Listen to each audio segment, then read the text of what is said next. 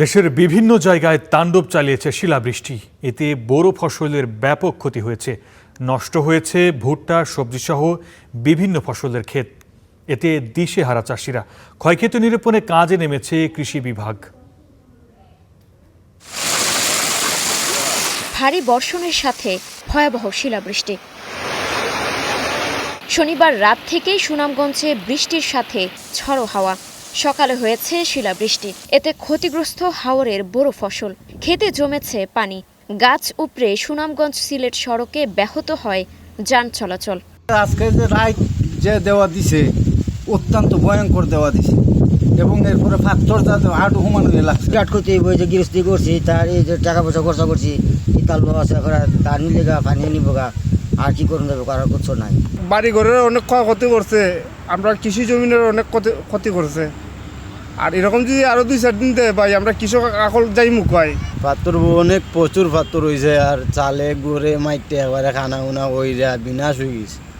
কত আউর টাউর বুইরা বিনাশ, ক্ষেত বেত নষ্ট। জেলায় 2,23,511 হেক্টর জমিতে এবার বোরোর আবাদ হয়েছে। এ অবস্থায় ফসল নিয়ে দুশ্চিন্তায় চাষিরা। ক্ষয়ক্ষতি নিরূপণে কাজ করছে কৃষি বিভাগ। যাচাই বাছাই করে আমরা প্রাথমিক প্রতিবেদন সংগ্রহ করছি এবং সেই অনুযায়ী আমরা কি পরিমাণ ক্ষতি হচ্ছে সেটার তালিকা প্রস্তুত করছি।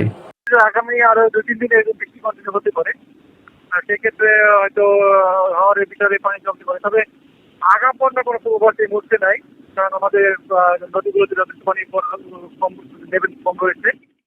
একই চিত্র শেরপুরেও ভারী বর্ষণের সাথে হয়েছে শিলাবৃষ্টি।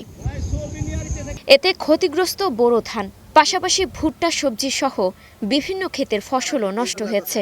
দিশেহারা চাষিরা। একর জমি নাগাছিলাম খুব কষ্ট করে, এখন তো আবাদ আর হইল না। বৃষ্টি বেগারে পানি বেগারে ক্ষেত হয় না, এখন আবার বৃষ্টি শিলা একবারে ডাবাই দিছে।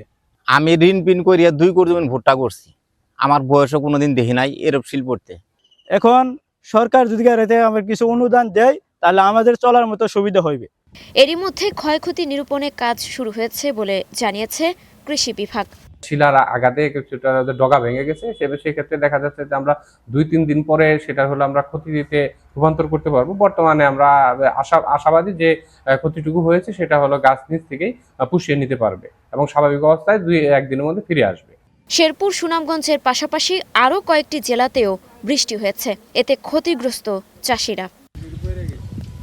মুক্তা আক্তার, স্টার নিউজ।